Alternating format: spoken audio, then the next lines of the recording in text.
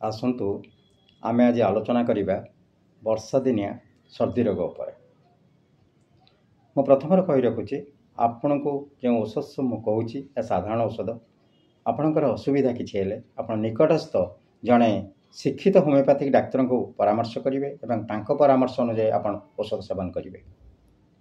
साधारणतः आमे वर्षार भिजी जाती वर्षा दिने से आपड़ रस्टक्स 200 खाईदेवे से आप थंडा हो किंबा ज्वर आसी था कि न था खाइले यह आपणकर ज्वर आसबार किंबा थंडा धरबार प्रतिरोध शक्ति सृष्टि करे शरीर में आपन को यह प्रिवेंटिव भली काम करे।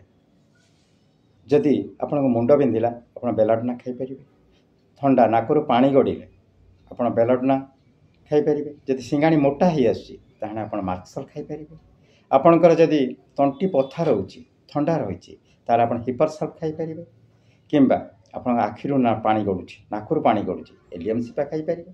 केवल आखिरू पानी झरझर की गड़ुची जमी पियाज काटला बेले गड़े से आप यूफ्रेसिया खाईपर। एमती बहुत मेडिसिन अच्छी। आपड़ होमियोपैथिक औषध खाइला बेले सबु बेले भाविबे नहीं जे होमियोपैथिक औषध कौन रिएक्शन करे ना बोली। जार एक्शन अच्छी तार निश्चिंत भाव में रिएक्शन अच्छी। तेणु सबुबले सतर्कतार सहित होमियोपैथिक औषध खाइबे एवं जड़े शिक्षित होमियोपैथिक डाक्तर सहित परामर्श करेंगे।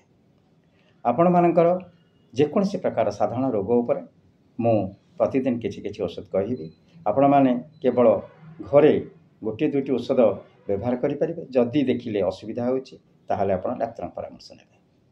आपणकर वर्षा दिने भी आउरी बहुत रकम रोग आसीबो जहाक मु प्रतिदिन आपण पाखरे उपस्थापन करी। धन्यवाद। किछि असुविधा थिले आपण मते कमेंट्स रे लिखि पारिबे।